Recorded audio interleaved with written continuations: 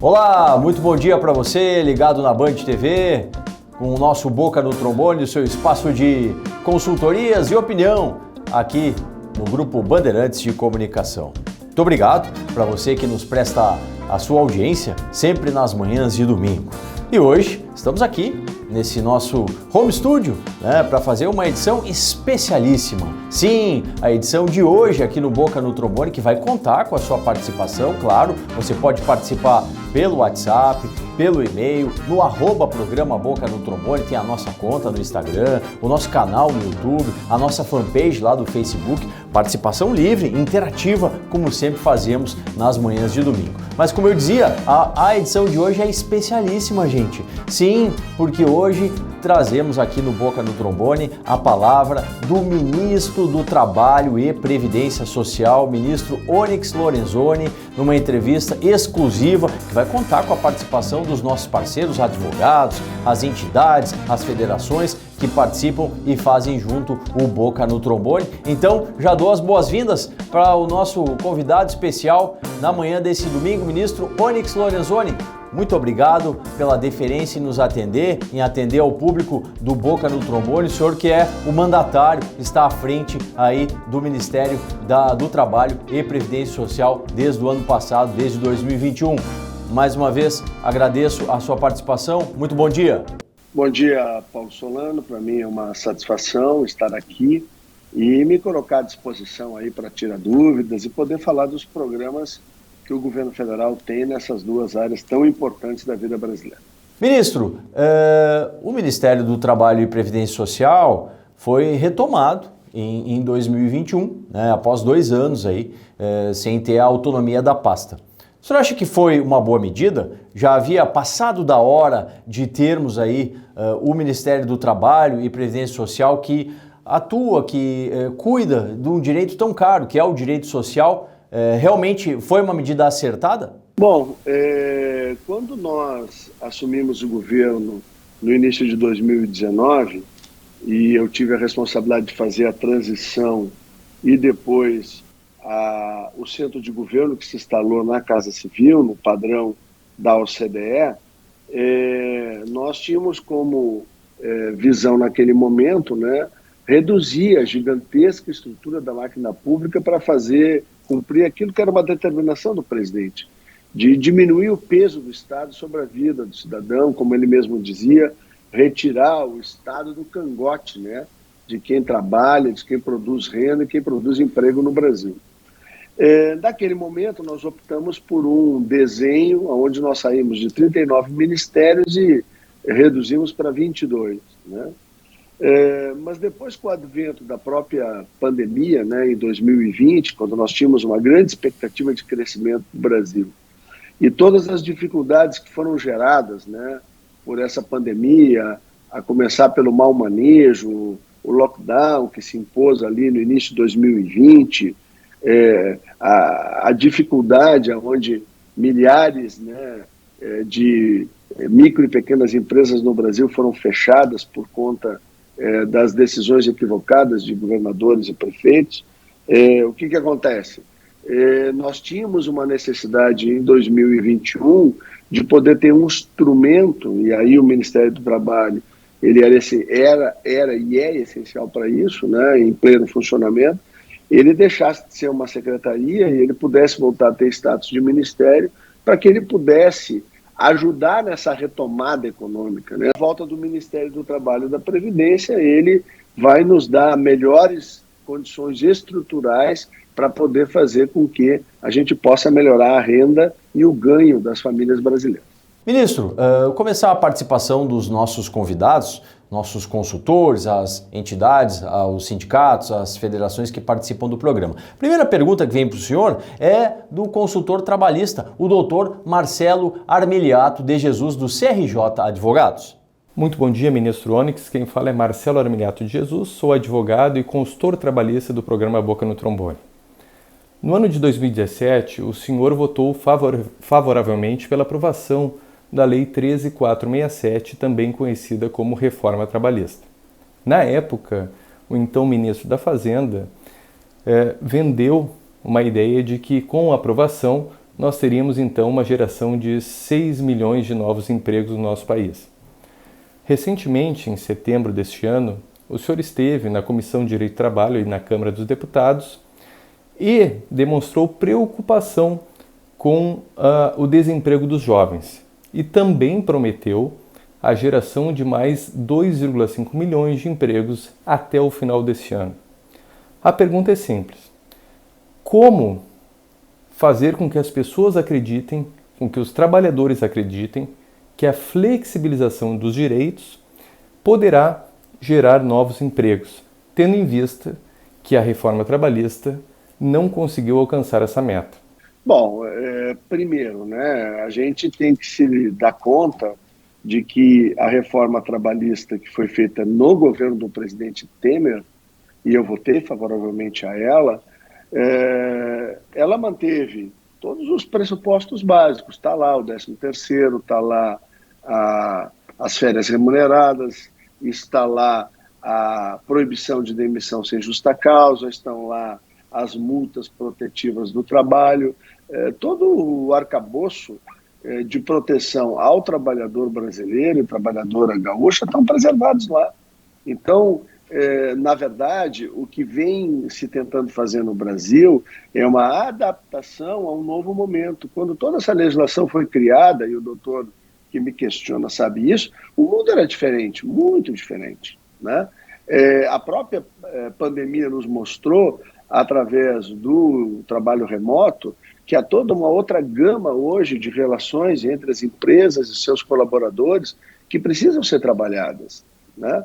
E veja, o Brasil mesmo conseguiu, com tudo aquilo que foi disponibilizado, por exemplo, o BEM, né, que é o benefício emergencial, que nós conseguimos manter em 2020 e 2021, quase 11 milhões de empregos com carteira assinada. Ele foi uma ferramenta super importante e que nos ajudou também agora, em 2021, até essa escalada de geração de 3 milhões de empregos, né, entre janeiro e novembro. Foram 2.992.000 empregos, né, novos com carteira assinada.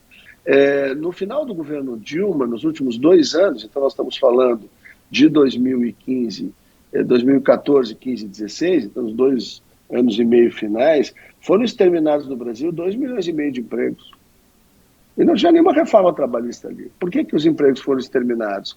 Porque as decisões foram equivocadas, as escolhas foram erradas e tinha uma roubalheira. Esse é o fato.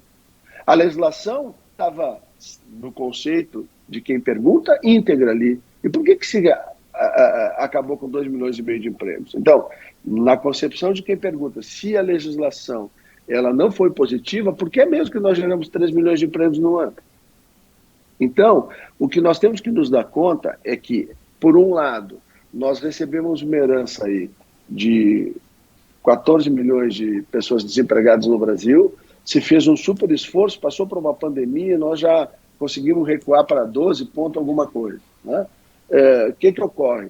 Mas, em paralelo a isso, a gente tem mais 40 milhões de pessoas no Brasil que vivem da informalidade. Sim. São 7 milhões e 800 mil nenéns, tu tem mais os 26 milhões de invisíveis que nós descobrimos no auxílio emergencial em 2020, né?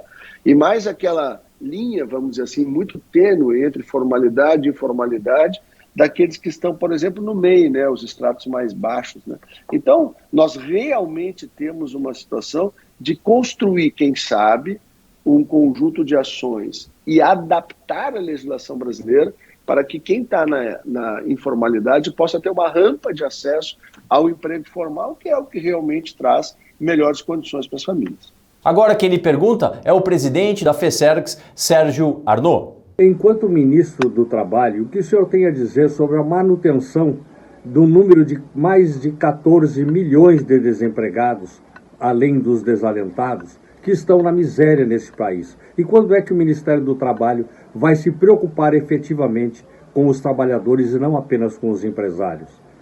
Bom, a primeira resposta ao amigo Sérgio Arnaud é de que nós já, por conta do desempenho da geração do setor produtivo esse ano, nós já reduzimos esse número, reconhecido pela própria PNAD contínua, né?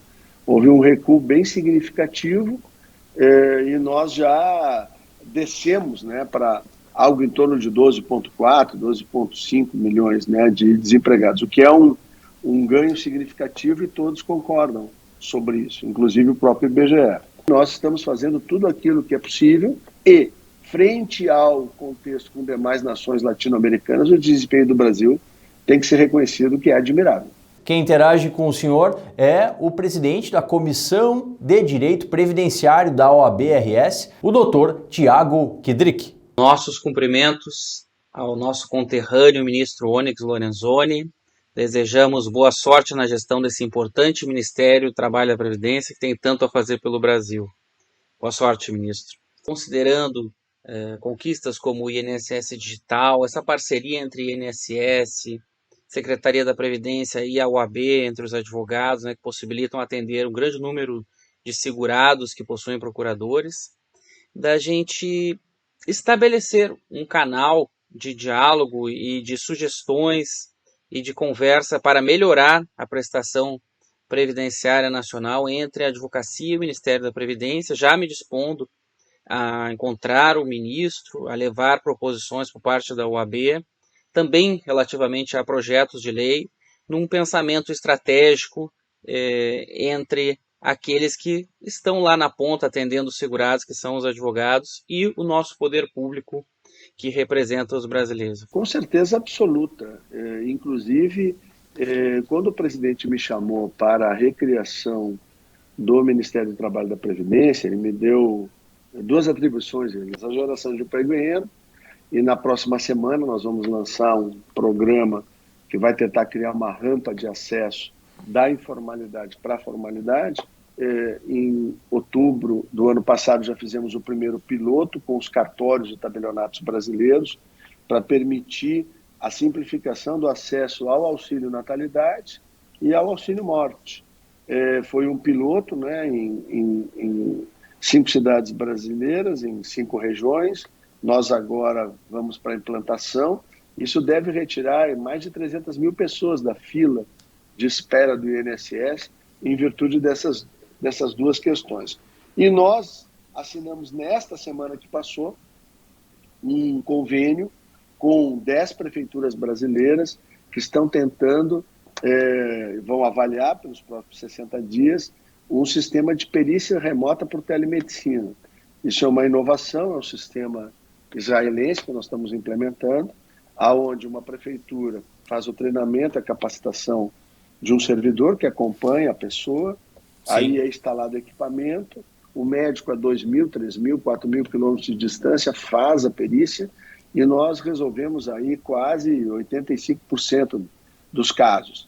E com isso a gente multiplica a efetividade dos nossos 4.000 médicos peritos para um país que tem 5.500 municípios, que tu conhece muito bem a dificuldade. Então, todas essas... Eu dei exemplos de parcerias claro. E de convênios de cooperação para poder afirmar à OAB que nós temos todo o interesse em ter canais diretos de contribuição e colaboração. O nosso sentido é servir e servir cada vez melhor a população gaúcha e a população brasileira. Questionamento agora, o Sindimetrô, o presidente Luiz Henrique Chagas. Bom dia ao ministro Onyx Lorenzoni. O que nós metroviários gostaríamos de saber é o que aconteceu com os empregos prometidos, né, com a reforma trabalhista. Já se passaram anos da reforma, ela prometia gerar milhares e milhares, até milhões de empregos, né, e não é o que nós vemos. Dentro dos 3, cada dia mais pessoas pedindo, pessoas vendendo coisas, né, e nas esquinas não precisa dizer. São pessoas vendendo pão de prato, moranguinho, mamão. Quer dizer, o que o governo Bolsonaro está fazendo efetivamente para gerar empregos? Nós não vemos nenhuma ação nesse sentido, né, para que melhore a vida dos trabalhadores. Bom, primeiro, né, lembrar que a promessa não foi feita por este governo, esse é o primeiro ponto. Segundo, ele não pode esquecer que tem uma pandemia, né, que destroçou o emprego formal, não apenas no Brasil, no mundo todo. Terceiro, lembrar que esse é o governo que está atingindo nesse momento 17 milhões de famílias através do programa Auxílio Brasil. Quarto, que esse governo paga para os mais vulneráveis brasileiros mais do que o dobro do que os governos que ele apoiava. Quinto, esse é o governo que fez o auxílio emergencial, que permitiu que 68 milhões de famílias brasileiras pudessem, né, passar por aquele período difícil de 2020 com dignidade, com alimento sobre a mesa e com tranquilidade. E, por fim, né, nós encontramos 26 milhões de invisíveis no Brasil, que hoje estão cadastrados, bancarizados, muito brevemente vão ter acesso ao microcrédito digital simplificado, que nós estamos trabalhando. Encaminha agora o questionamento da FETAPERGS, que congrega aí os aposentados e pensionistas do INSS. Pergunta é dele, o presidente José Pedro Kuhn. Senhor Ministro do Trabalho e da Previdência Social, Dr. Onyx Lorenzoni, a FETAPERGS é uma organização que representa 2,5 milhões de aposentados do Rio Grande do Sul e congrega uma centena de associações que fazem e desenvolvem um belo trabalho social em benefício desse segmento. Qual o seu projeto para os aposentados e como será o diálogo com os mesmos? Bom, o trabalho que vem sendo desenvolvido pela nova presidência do INSS e a orientação que tem dado, nós estamos ampliando a abertura de novas agências, nós estamos reabrindo agências que tinham sido fechadas, e a orientação que a gente tem dado é no sentido de que o segurado do INSS, ou todos aqueles que nos procuram, eles devem ser recebidos, primeiro, com muito respeito, segundo, com toda atenção, e terceiro, por que não dizer com todo carinho, porque são as pessoas que, quando nós estávamos, talvez jogando bola, né, a grande maioria deles estava trabalhando para que o Brasil ficasse de pé. Então vai também chegar o nosso dia, então nós temos que criar uma cultura de respeito, de valorização e de atenção para com os nossos aposentados e pensionistas. Por outro lado, nós vemos trabalhando, como nós citamos rapidamente aqui, várias medidas onde nós buscamos tecnologia para poder responder aos desafios do mundo de hoje.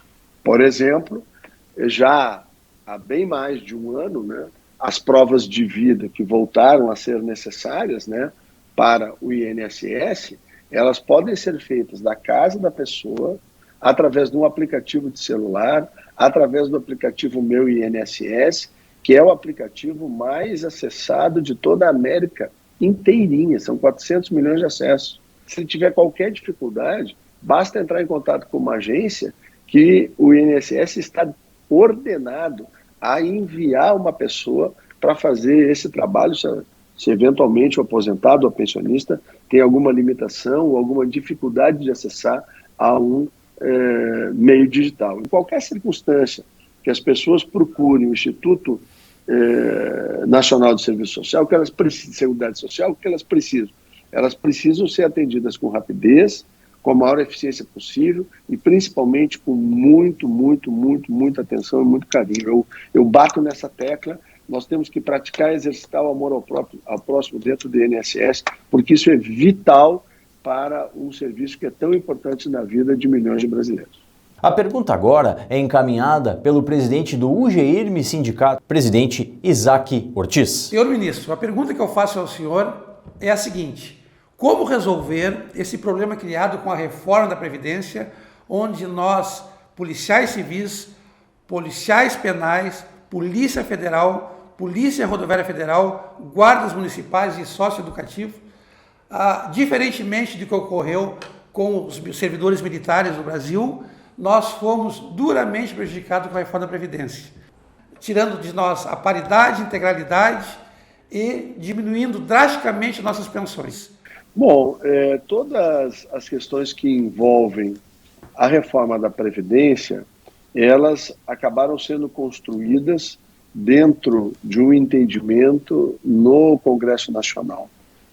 O Congresso Nacional, só para lembrar, quando a reforma da Previdência passou, o governo não tinha a base que tem hoje, né?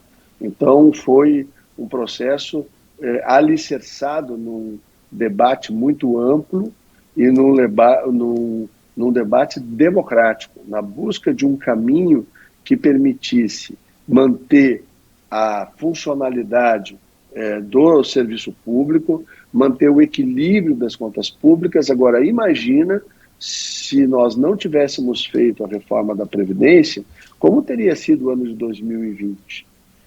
De onde viriam aqueles 1 trilhão e 200 bilhões que significou os ajustes promovidos em relação aos quase 700 bilhões que foram utilizados para poder minorar o sofrimento de milhões e milhões de brasileiros?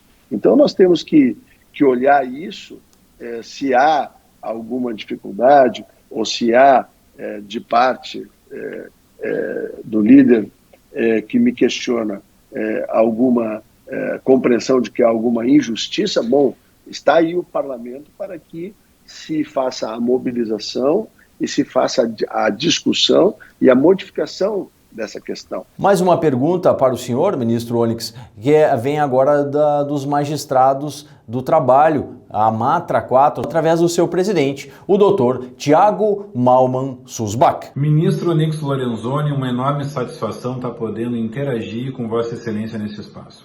Nós completaríamos 4 anos de reforma trabalhista. Nesse intervalo, nós observamos que não foram criados mais empregos, a massa salarial diminuiu, as empresas não prosperaram, a economia não decolou. A pergunta que gostaria de fazer é: nós insistiremos nesse modelo que aparentemente não deu certo? Bom, mas aí eu pergunto, ele esqueceu que tem pandemia, o doutor Susbach? Esqueceu do contexto mundial?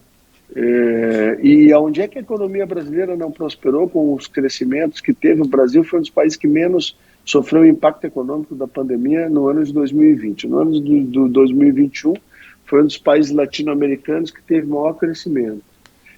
Criamos no único ano mais de 3 milhões de empregos novos, com carteira assinada, que para cada emprego de carteira assinada impacta em 2 ou 3, ou às vezes até pode impactar até 4 pessoas que estão na área da economia informal. A pergunta quando a reforma foi feita, ainda as empresas preferiam ter 100% de seus funcionários trabalhando presencialmente. Depois de 2 anos dessa experiência de home office ou de trabalho remoto, quantas empresas mantêm a mesma preferência? Quantos trabalhadores desejam mostrar que são muito mais produtivos dentro da sua casa do que dentro do escritório da empresa? Quantas vezes as pessoas precisam ir na empresa? Nós temos que nos dar conta que é um mundo em modificação. As relações de trabalho são completamente diferentes. Agora mesmo o Lula deu declarações absurdas de retroagir sobre a reforma trabalhista feita no Brasil, a exemplo da Espanha. Bom, primeiro ele não estudou, porque a reforma espanhola não guarda nenhuma similaridade com o que foi feita no Brasil, que não tem nenhuma relação com a nossa aqui.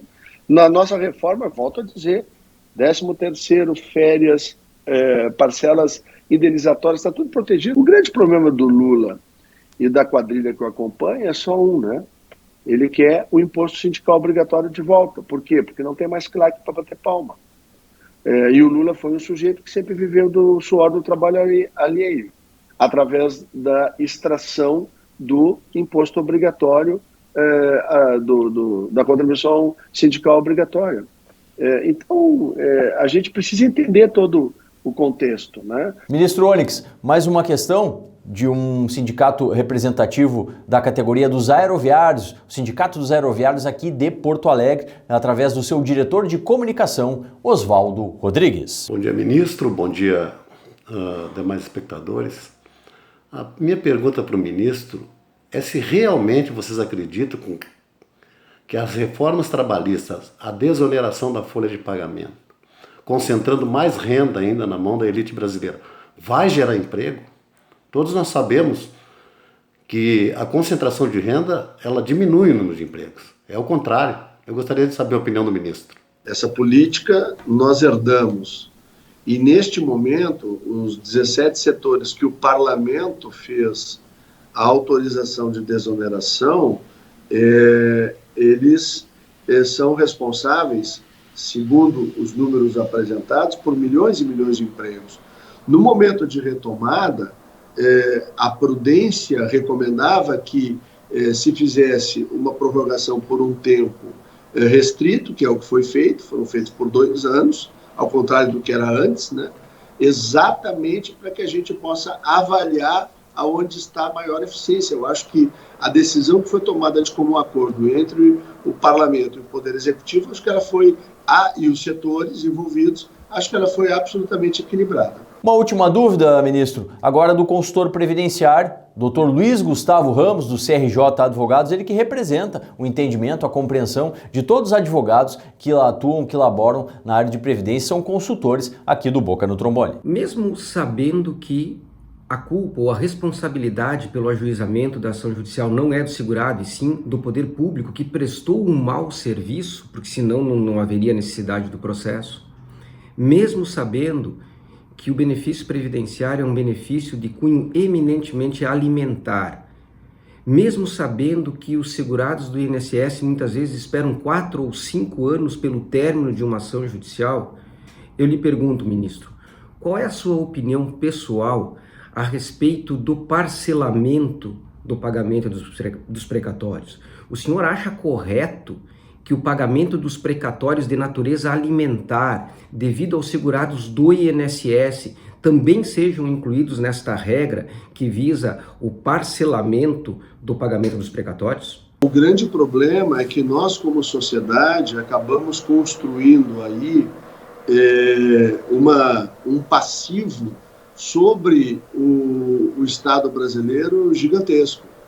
E, na verdade, o que vem sendo feito há várias e várias décadas no Brasil são ajustes que possibilitem o pagamento. Pior do que o não pagamento, pior do que o parcelamento é o não pagamento. Então, esta saída é uma saída que foi encontrada de maneira consensual. Eu não posso achar que um juiz ache que o parcelamento ele é injusto, ele é o que é possível. Entre o ótimo e o bom, há um caminho gigantesco. E essa situação que se criou no Brasil, por várias e várias razões, isso daria uns 2 programas para nós analisarmos a origem, a justiça, a correção, a forma, né, de que estas coisas todas se construíram no Brasil.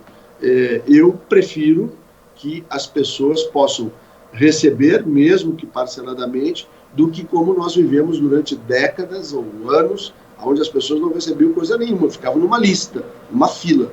Eu prefiro que haja um processo de parcelamento, mas que haja o recebimento daquilo que a justiça determinar que é justo para aquela causa, para aquela família, para aquele cidadão ou cidadã. Ministro, quero lhe agradecer muito novamente a sua participação aqui no Boca no Trombone. Muito obrigado pela sua disponibilidade e em breve esperamos tê-lo novamente aqui no nosso Boca no Trombone. Paulo Solano, um grande abraço, parabéns por esse brilhante trabalho aí de mais de 3 décadas.